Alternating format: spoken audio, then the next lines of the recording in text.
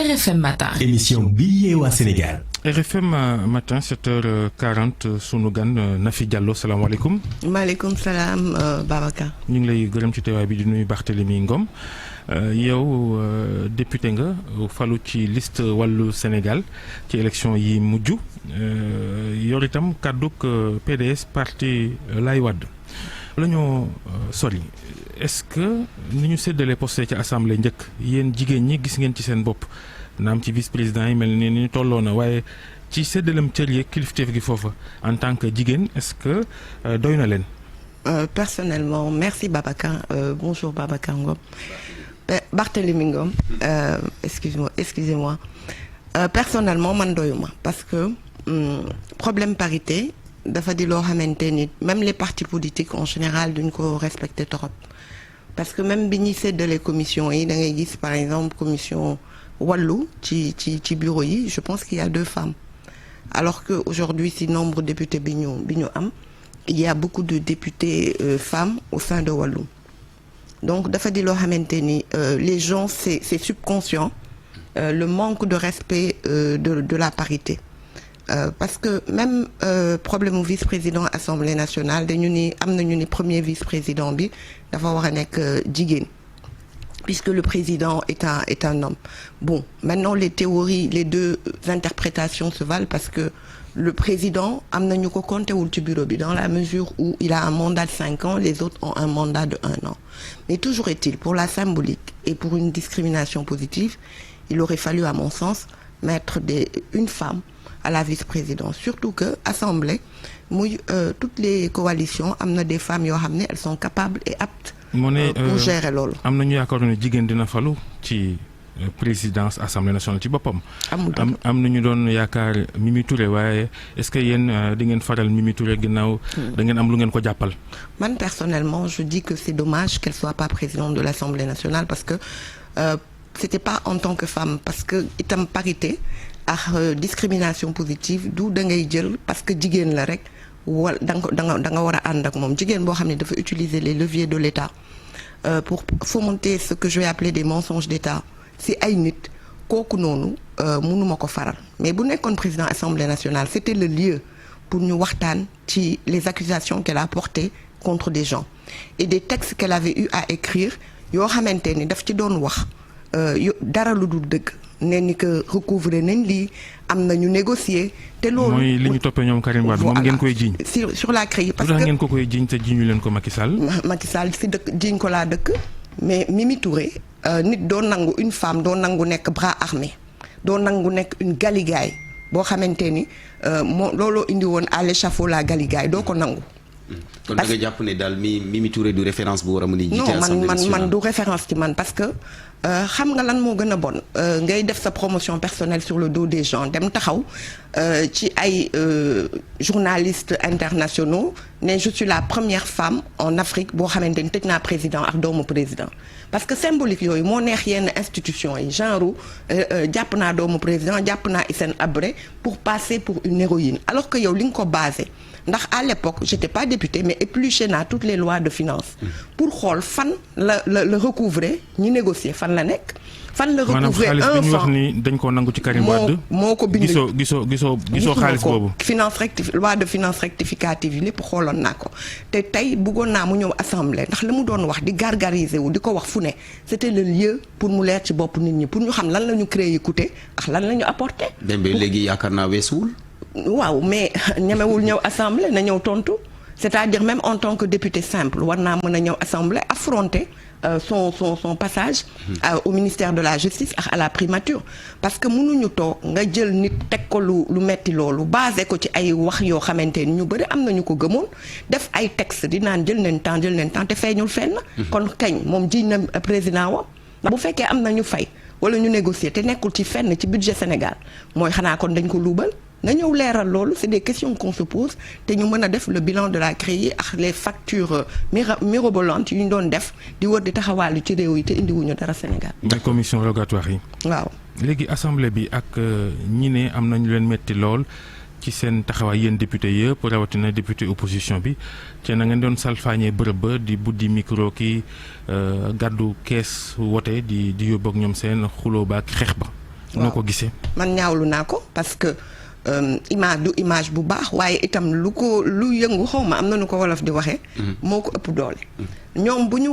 dañu waroon dès le début nangu négocier waxtaan parce que Assemblée nationale c'est le lieu par excellence de la discussion et du débat pour trouver ay consensus bu ñu waxee ni dañu war a voter pour le président ñu ne nañ indi couleur ñu ne texte yi deux couleurs la permettre plus. mais loolu parce que foofu la démocratie tolloon en général ñaari président ñaari groupe parlementaire le prévoit ñu bën a génne président mais bu ñu demee ba xam ni loolu mënul ne ñu dem waxtaan bu ñu demee waxtaan ñu génne ñu ne par exemple Pastef jël leen vert PDS jël leen bleu ñii jël leen marron waxtaan la. ndax da ngeen di gis ni ba ñu waxtaanee. mais justement waxtaan boobu nag moo grippé Assemblée nationale. parce que fi mu ne nii moom comportement yi ñuy gis ci Assemblée nationale dafa doy waar. gis nga bu ñu ñëwoon dès le début ñu nangu loolu ñu génne ay couleur ku ne ñu jox la sa couleur ñu ñëw voté dara problème du am mais si négociation am la Dame Diawara ci boppam. demoon na ba nangu ne nañ jox couleur. ay pourtant président groupe parlementaire yi daanaka lu ci ëpp déggoo nañu. non par la suite parce que premier jour bi li indi affaire bi xam naa dañu foogoon ni ñu ngi 130 comme jamono 130 ou dañuy dóor ay député opposition affaire yooyu parce que li ñu proposé ne leen indi leen couleur ku ne ñu jox la sa benn couleur. La dame à ce qu'il paraît elle avait même accepté. la Diawara elle avait même accepté waaye jiite woon session bi. waaw ñu ni Farba Ngom moo ñëw ne du fi am c'est ça qui s'est passé à l'Assemblée nationale parce que moom amoon na ñun Benjamin d'âge yi ñu fa nekkoon ñoo xam ne am na ñu bokk ci ñun loolu moo xew il paraît même que le président de Benno Bokk Yaakaar a demandé ne defal leen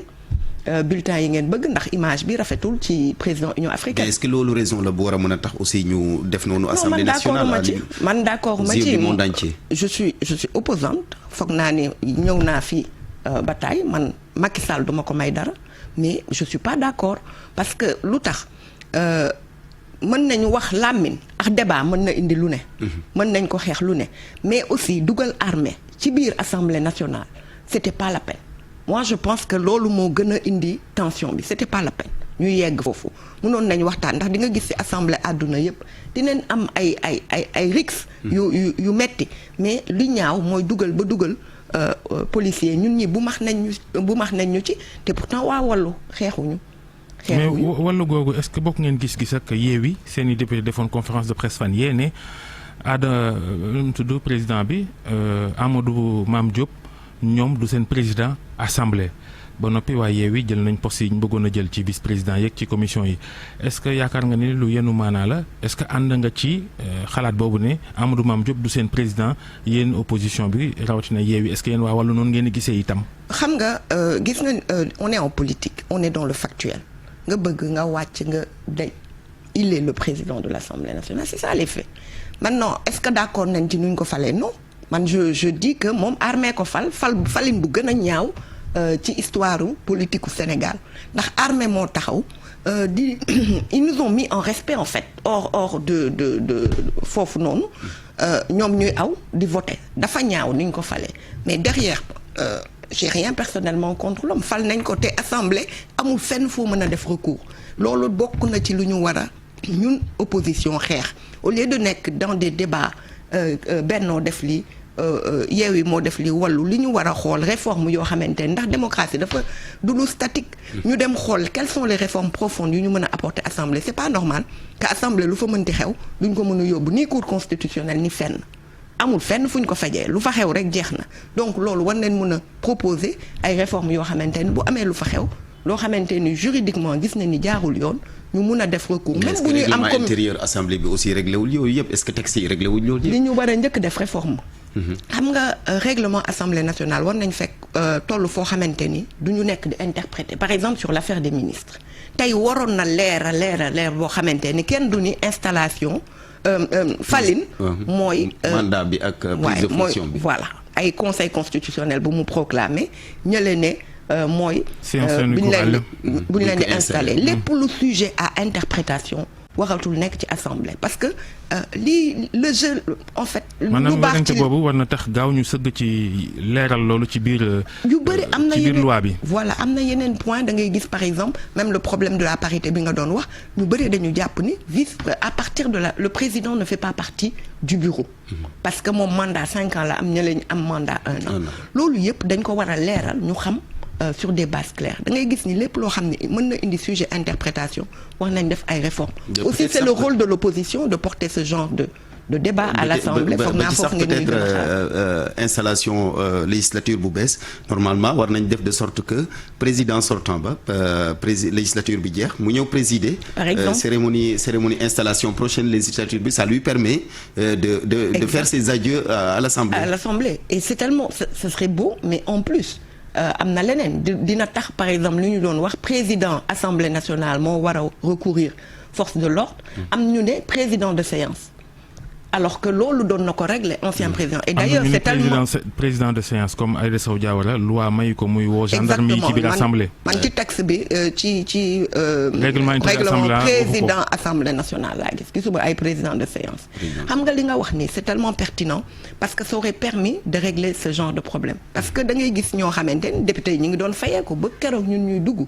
donc les anciens députés man xam naa député boo xam ne dem na fi mission te boobu proclamé nañ résultat yi donc loolu yëpp dafa naroon c'est une réforme peut-être qu'il faudrait porter à l'Assemblée nationale. ëllëgu PDS nag lu muy doon di wéy di lëkkaloo ko wàllu mbiru Karim Wade ak liñ ne dañ ko war a may sañ-sañ mu dikkaat dara du gàllu ci loosam ban taxawaay ngeen ci am da ngeen ciy waxtaan ak ñi ngeen ko seqal ci langue politique bi muy waa Yewwi ak waa Benno sax ngir ñu xàllal yoon Karim Wade ak ñi ñu xari Khalifa Sall ñu jëlaat seen i droit ci wàllu politique ci réew mi. Babacar loolu mooy yoon loolu mooy dëgg te mooy yoon xam nga jeu bi nañ ko ubbi le président Macky Sall waroon na xalaat ni tey bu ñu yeggee ci dëkk bi ba ñuy yegg ci assemblée boo xam ne dafa am benn équilibre des forces bu doon démocrate dëgg rek sax dina woo opposition mu waxtaan c'est-à-dire l'ensemble des forces de l'opposition pour waxtaan ak ñoom dëkk bu normal bu ne bu lii amee di nga waxtaan ak à charge nag à l'opposition wax moom li mu bëgg mu jeex ñu nekk ci jàmm parce que jeexal na ala kulli alin jeexal na ay Medvedev Poutine du fi jàll ay di ut ay dauphin du fi jàll na comprendre loolu Medvedev Poutine moom am na ci droit waaw am na ci droit waaye da dul jàll parce que nit ñee doyal nit ñi ñoo doyal donc dafa war a comprendre loolu ubbi jeu bi ñu dellu ci image bu reluisante bu Sénégal amoon ñëpp mën a participer démocratie loolu la du ay génne ay nit pour yow kese nga ngemb say nit amul li ñu naan à vaincre sans péril on triomphe sans gloire Macky Sall boobu ba léegi mi buy gagné bu nee gagné na amul benn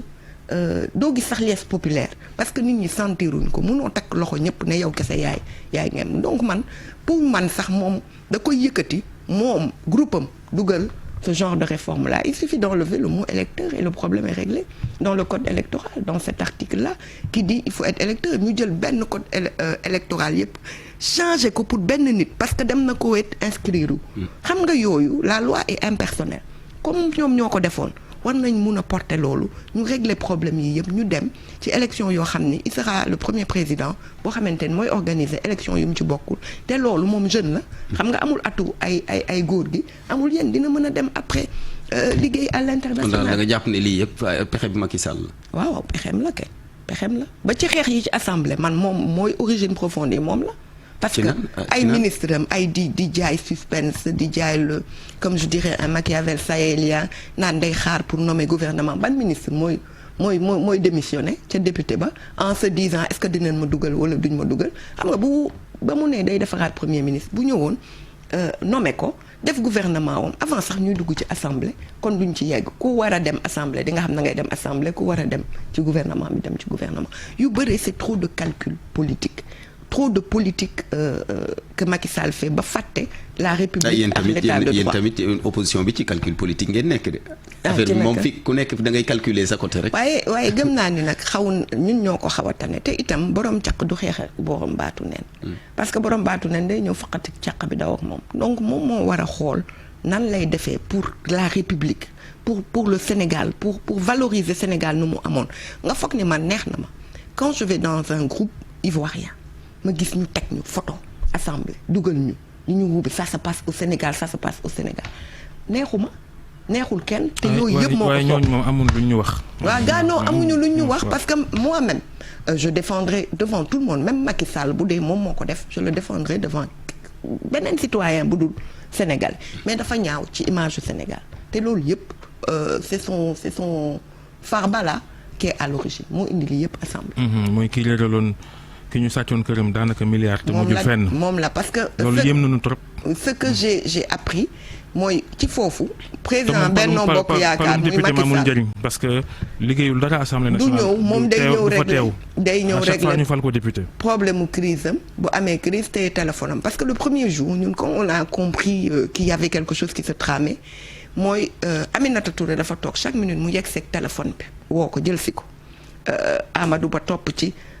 président assemblée bi topp ñu dem ci ruq wax mu Mimi Touré dugg si waat mu ñëwaat jël si ko ak téléphone bi kaay ma ngay wax ci kaw il est là pour faire li ma naan la galigaay mooy Mimi Touré moom mooy la galigaay en homme c'est-à-dire pour def des manœuvres et cetera te moom moo wax foofu parce que nee nañ Macky Sall si boppam demandé na ñu jox nit ñi bulletin couleur moom moo taxaw ne bu ñu commencé seede donc day continuer. PDS nag moom daanaka ñëpp dem nañ. loolu moom nu ngeen koy gérer kilifa yu bëri bàyyi ndax rek Karim Wade mu toog fee toog ci WhatsApp bi di bëgg a diriger. xam nga loolu daf may reeloo damay fàttaliku en 98 j'étais assez jeune nekkoon kii ñu indiloon ma benn journal nekkoon bitim réew ma gis ñu ni PDS c'était fini parce que ñëpp a dem ñëpp a lâché woon góor gi